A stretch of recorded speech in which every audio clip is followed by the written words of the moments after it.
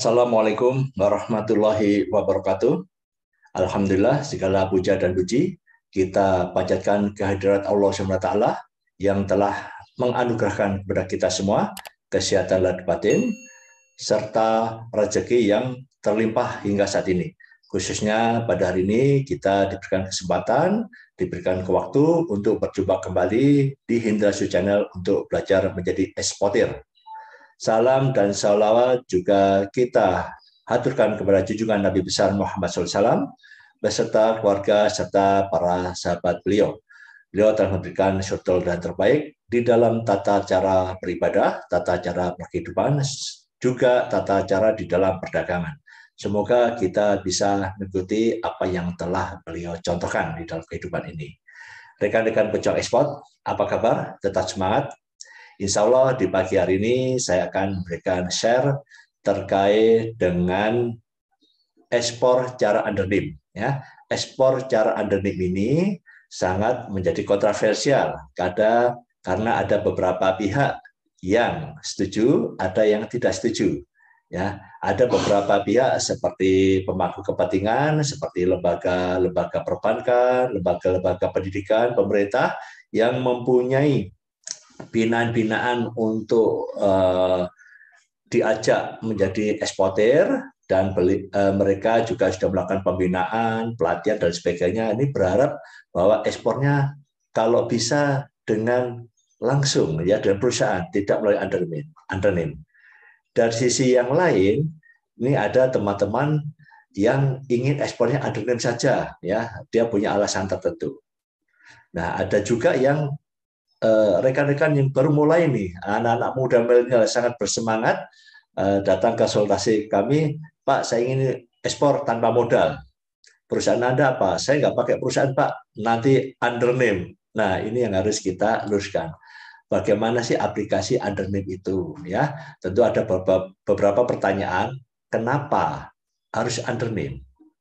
Yang kedua, apa sih keuntungan menggunakan undername itu? Juga termasuk kelemahan-kelemahannya juga bagi eksportir maupun yang dipinjami namanya.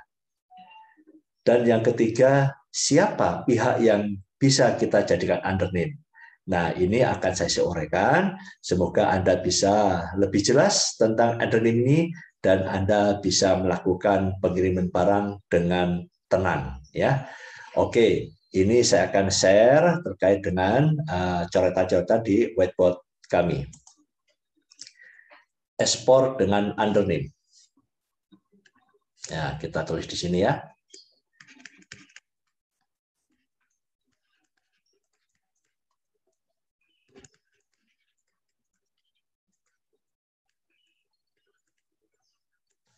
Nah, ekspor undername. Terlebih dahulu sebelum masuk ke sini akan saya kilas balik, uraikan ya, terkait dengan ada 3 hal ini ya. Satu tentang ekspor. Apa definisi ekspor ini? Sesuai dengan tata laksana pabean yang ada di Indonesia, ekspor ini adalah kegiatan mengirim atau mengeluarkan barang keluar wilayah pabean. Nah, yang kedua, siapa yang disebut eksportir? Eksportir adalah perusahaan perorangan atau perusahaan yang berbadan hukum yang melakukan kegiatan ekspor. Ya, jadi perusahaan bisa UD, perseorangan, ataupun berbadan hukum, JV, PT, atau koperasi. Ketiga, ini agak diperhatikan ya, shipper.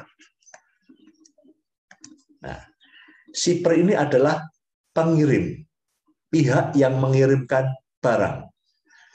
Di dalam dokumentasi Bill of Lading, ya, dokumen Bill of Lading itu disebutkan di dalam Bill of Lading umumnya sering menggunakan kata-kata shipper daripada eksportir, ya. Jadi sebagai contoh, nah ini ya, ini dokumen BL saya. Pihak shipping lebih nyaman menggunakan shipper di sini. Ya, kolom pertama, shipper. Ini alhamdulillah sepertinya atas nama perusahaan saya sendiri ya. Jadi di dalam Bill of Lading sendiri mereka secara hukum penulisannya kenapa kok tidak menyebutkan eksportir, walaupun ada ya, ada yang menyebutkan shipper di kolom ini ya, di kolom yang sini ini ada eksportir juga ada, tapi sebagian besar hanya menyebut sebagai shipper. Nah, siapa shipper ini? Nah, shipper ini bisa eksportir atau pihak-pihak di sini yang melakukan kegiatan aktivitas ya, eksportir di sini produksi, pemasaran ya, negosiasi dan lain sebagainya sampai melakukan promosi yang detail. Nah, mereka bisa juga mengirimkan barangnya ya dengan atas nama mereka sendiri.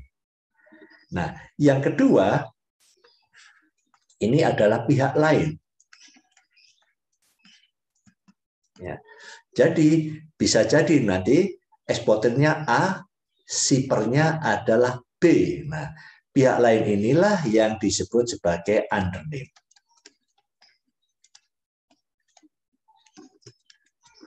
Undername. Dari sini Anda sudah paham ya? Nah, kenapa harus undername? Ini pertanyaan yang umum digunakan. Coba akan kita uraikan ya. Kenapa harus undername?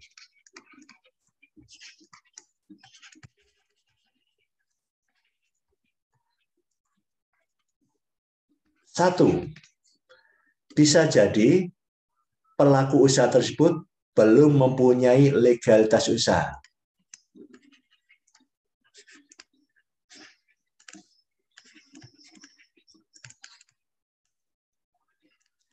Jadi mereka belum punya legalitas usaha terkait dengan NIB ya. NIB kalau dulu macam-macam ya, ada SIUP, ada NIK. Nah, sekarang ini nomor induk berusaha yaitu NIB. Mereka belum punya, belum ngurus ya. Nah, belum ngurus. Jadi nggak sempat lagi ngurus. Saya setahun begini nih ya, belum punya waktu itu belum punya SIUP, belum punya NIK waktu itu. Tetapi saya sudah punya nama perusahaan ya, jadi saya promokan atas nama perusahaan saja dan alhamdulillah dapat order. Jadi saya menggunakan undername. Nah ini belum bisa jadi seperti ini. Jadi mereka lebih cepat ordernya daripada ngurus usahanya. Nggak apa-apa, ini pakai undername. Yang kedua, sudah komplit legalitasnya, nah, sudah legalitas sudah ada, ya seperti terkait dengan NIB ataupun EPWP ya, baik itu UD maupun CV sudah punya legalitas usaha. Bagi rekan-rekan yang barangnya bebas, ini bisa langsung ekspor. Tetapi bagi mereka yang produknya termasuk kategori terbatas, misalkan kopi, furniture, nah mereka belum punya ETK, eksportir terdaftar kopi. Karena kalau hanya legalitas usaha, tidak dibarengi dengan ETK, nggak bisa ekspor. Ya. Atau mereka usahanya furniture, belum mempunyai SPLK. Ini juga mereka tidak bisa melakukan ekspor. Tetapi karena order itu data, mau nggak mau, terpaksa harus melakukan undername. Nah, dua poin ini ya, yang poin ini saya bilang ini sah-sah saja ya. Artinya kepepet ya, kepepet. Darurat ya, karena nggak ada lagi, order sudah di tangan ya. Ini Anda mereka bisa melakukan undername. Nah, yang ketiga ini ada legalitas komplit ya. Legalitas komplit, perizinan komplit ya, perizinan ekspor.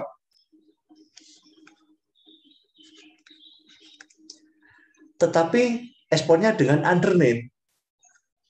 Ya, ini bisa jadi satu knowledge ya. Ini ya. Knowledge terkait dengan logistik. Mereka tidak punya sumber daya yang ngurus untuk booking kapal, membuat dokumentasi, membuat COO-nya, ya kemudian mengurus karantinanya, ya. Ini knowledge terkait dengan SDM. Nah, inilah yang harus di-upgrade ya, harus di-upgrade.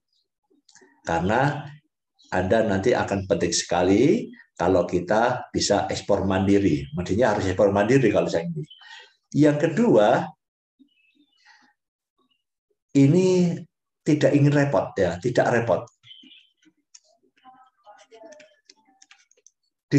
Diserahkan semua kepada undernim tersebut, mereka nggak bisa jadi nggak mau tahu gitu ya terkait dengan ekspor. Yang penting barang saya keluar beres gitu ya, dan nggak perlu belajar gitu ya. Ini yang juga harus kita upgrade ya.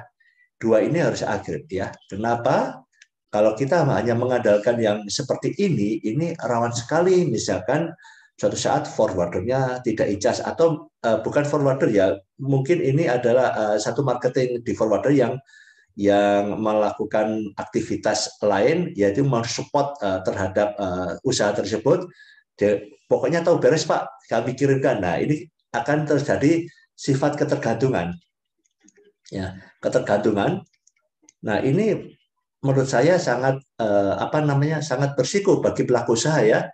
Karena nggak ada kemampuan di dalam sumber daya manusia sehingga ngikut aja, termasuk biaya-biayanya mereka juga nggak tahu dan sebagainya. Bahkan yang pernah saya cek itu, saya tanyakan tuh sudah ekspor berkali-kali, saya tanya punya PIB-nya, punya infonya, itu kesulitan untuk jawabnya. Dia nggak punya, saya serahkan kepada adrenim saya Pak, sampai file aja dia nggak punya. Nah inilah yang harus di-upgrade ya. Ini saya harapkan ini harus ekspornya mandiri ya. Nah, setelah Anda tahu kenapa kita menggunakan undername, ya, jadi undername itu hal yang biasa, hal yang wajar karena ada berbagai hal. Tetapi kalau Anda sudah komplit semua, ekspornya ya harus pakai perusahaan Anda sendiri, ya. Nah, yang selanjutnya terkait dengan keuntungan dan kelemahannya, ya. Kalau kita dengan menggunakan undername itu ekspornya lebih cepat. Ya, ekspor lebih cepat, tidak ribet ya, tidak ribet. Nah di sini ya keuntungannya ya, cepat, tidak ribet ya karena tidak ngurus dan lain sebagainya. Tapi kelemahannya juga dari pihak pelaku usaha tidak tercatat, ya, tidak tercatat di negara, artinya nggak pernah terlaporkan. Kemudian kalau ada misalkan suatu penghargaan, ini umumnya kalau penghargaan sebagai eksportir yang terbaik, yang pemerintah sering setiap tahun mengadakan memberikan penghargaan berupa piagam Primariata, itu adalah eksportir yang tercatat dan atas nama perusahaannya sendiri, sehingga ini mendapatkan penghargaan gitu ya. Nah ini kelemahannya. Kemudian kelemahannya lagi, karena sangat tergantung, ini rawan nanti terhadap kenaikan cost dan lain sebagainya, sehingga bisa jadi ini high cost, ya, karena harus bayar, high cost. Ini bagi pelaku usaha, ya, ini bagi pelaku usahanya.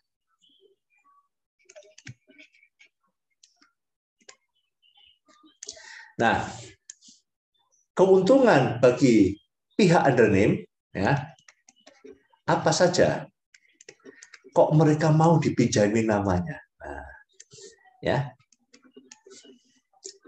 ini kita asumsikan ya, mereka saling tolong-menolong dalam kebaikan ya. Jadi niatkan bagi yang pinjam maupun yang meminjami itu adalah semata-mata ingin membantu teman-teman yang supaya ekspornya lebih cepat, tidak ribet dan lancar. Nah, tetapi secara bisnis pihak undername dia akan mendapatkan fee. Ya, fee. Macam-macam fee-nya ya, tergantung ya. Ada 800, ada 1 juta, ada yang mahal juga ya, tergantung dengan sifat barangnya tersebut. Kopi, kemudian furniture dan lain sebagainya itu bisa jadi mahal ya, fee. Yang kedua, ini saya kira yang lebih penting ya, aktivitas ekspor. Jadi perusahaan mereka walaupun tidak melakukan ekspor sendiri, tetapi secara tercatat, nah, mereka resmi adalah punya aktivitas ekspor ke beberapa negara, nilainya sekian. Wah, ya, setiap bank. Nah, aktivitas ini bisa digunakan untuk laporan keuangan dan untuk mendapatkan pembiayaan, financing dari bank. Kalau ditanya, Pak, punya kegiatan ekspor? Oh, banyak. Nah, ini laporannya. Dan dokumentasinya juga komplit.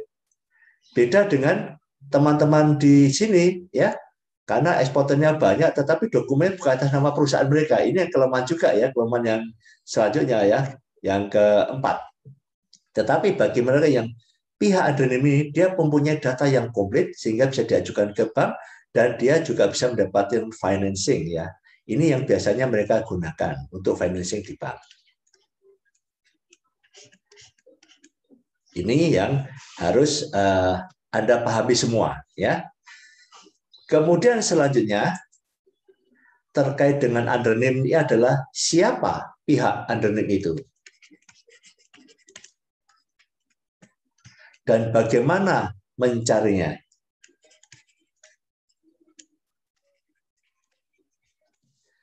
Jadi pihak undername ini satu bisa supplier, ya, supplier Anda. Kalau Anda seorang trader, Anda mencari undername nggak usah jauh-jauh. Kalau supplier Anda itu supplier yang eksportir, Anda minta mereka yang melakukan pengiriman barang. Karena apa? Jelas lebih terjamin. Barangnya dari dia, kemudian semua aktivitasnya dia, dokumennya Anda juga dapatkan. Selain itu juga ada garansi, ya. Jadi kalau ada komplain-komplain dari customer dan sebagainya, Anda bisa juga berkomunikasi dengan mereka karena ini terkait dengan barangnya, ya. Ini terkait dengan supplier eksportir. Dan yang kedua, ini adalah pihak lain. Pihak lain ini adalah perusahaan, ya. Perusahaan lain yang mau dipinjami namanya. Nah, ini keuntungannya juga sama, kita cepat, ya, cepat ekspor. Nah, ekspornya. Kelemahannya juga kita nggak tahu ini siapa. Kalau ada hal terkait dengan hal-hal yang berhubungan dengan komplain dengan customer, terkait dengan pengiriman, mereka juga tidak tahu menahu, ya, karena ini tidak terikat sama sekali dengan barang kita ataupun kontrak kita. Oh ya, saya flashback, ya, termasuk kelemahan di sini, ya. Nah, ini kelemahan untuk pihak undername tadi belum saya sebutkan, ya, ini keuntungannya, ya. Nah, kelemahan dari pihak yang dipinjami undername ini adalah kalau barang itu ada masalah di custom, ya, problem, ini pihak undername ini juga terlibat. Nah, terlibat. Jadi kalau dia nggak bisa lepas tangan karena semua dokumentasi secara hukum mereka adalah eksportirnya. Jadi kalau ada problem di custom sebelum barang keluar, ini jadi masalah, ya. Nah, tapi kalau di luar customer komplain terkait dengan barang dan sebagainya, nah dia tidak terlibat kalau di sini, ya. Ini adalah pihak lain. Nah, pihak lain ini saya nggak tahu, Pak, ini siapa gitu, ya. Nah, inilah biasanya teman-teman itu kontak forwarder. Forwarder yang mengatur semuanya untuk mendapatkan undername. Bahkan ini forwarder ini seringkali malah menawarkan, Pak, undername saja. Nah, ini, ya. Ini, ya. Undername saja, Pak. Ya, tahu beres, ya. Bayarnya murah, kan gitu, ya. Ini kadang mereka menawari. Kenapa kok forwarder ini menawari? Contoh nih, ya. Contoh seperti saya ulang lagi, ya. Seperti ini. Nah, ini, ya.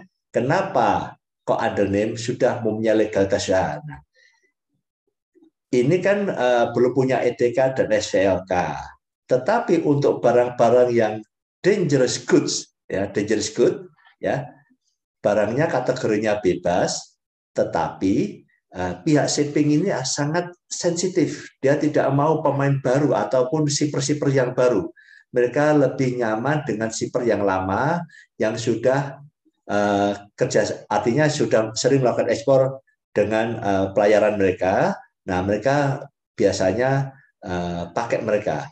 Dan eksportir ini walaupun legalitasnya sudah komplit, ini karena ada hal tersebut terganjal terkait dengan trusted ya di hadapan shipping khusus untuk dangerous goods, maka mereka biasanya menggunakan undername. Dan ini pun sering ditawarkan oleh teman-teman forwarder. Pak, pakai undername aja Pak. Kalau pakai perusahaan Bapak, berarti harus di-verify lagi, harus dicek lagi, dan sebagainya. Butuh approval. Nah, karena kadang pengiriman ini juga mendesak, akhirnya kita sepakat pakai undername. Nah, ini ya. Jadi undername ini sebetulnya sangat wajar digunakan oleh pihak-pihak yang ingin melakukan pengiriman barang, khususnya eksportir. Jadi kita bisa menggunakan undername ataupun bisa menggunakan atas nama perusahaan Anda. Nah, bagaimana saran saya? Jadi kalau perusahaan Anda itu sudah punya legalitas komplit, legalitas yang sudah ada semuanya ya, NIB, NPWP-nya juga ada, perizinan ekspornya ada, SVLK-nya ada, ETK-nya ada, ISW-nya ada. Saya sarankan Anda ekspor secara mandiri. Karena untuk pengurusan logistik, kepabeanan itu sangat mudah.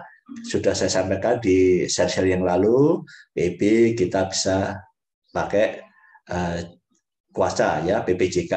Kemudian untuk booking kapal dan sebagainya itu hal yang mudah sekali. Pembuatan dokumen juga mudah sekali. Anda tinggal konsultasi kepada kami, kepada pembimbing-pembimbing Anda ya, kepada fasilitator yang di mana ada training, ataupun Anda juga bisa konsultasi kepada export center yang di Surabaya.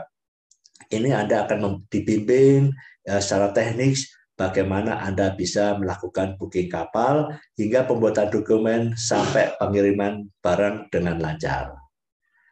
Semoga yang sedikit ini bisa memberikan kecerahan di dalam bisnis Anda, di dalam rencana bisnis Anda khususnya ekspor tentang undername itu. Semoga apa yang saya sampaikan bermanfaat dan mendapatkan keberkahan dari Allah SWT. Salam ekspor, tetap semangat, ayo ekspor. Subhanakallahumma wa bihamdika asyhadu alla ilaha illa anta astaghfiruka wa atubu ilaik. Wassalamualaikum warahmatullahi wabarakatuh.